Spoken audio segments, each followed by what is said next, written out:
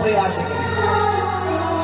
किसी क्षण मो मणिमा से कोमल हाथ को धरवा पर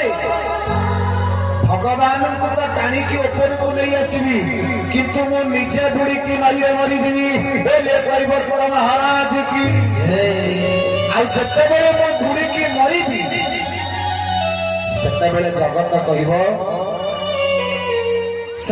जगत कह विश्व को चलवा ठाकुर आज गोटे साधारण कैवर्तन को बुड़े सान ठाकुर कह कह उद्धार हो तो सन मुख जीव मोही जबही श्री राम जय जय जय राम सन मुख जीव मोही जबही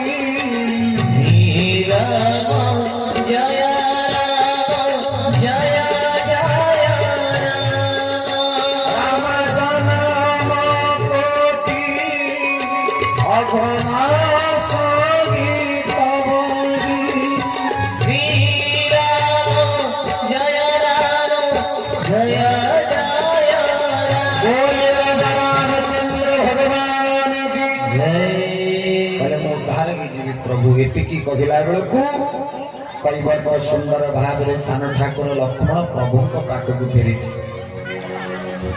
कहले भाई जदि कौ बाटे कम पानी पचारिकी आम से बाटे पशिकी जावा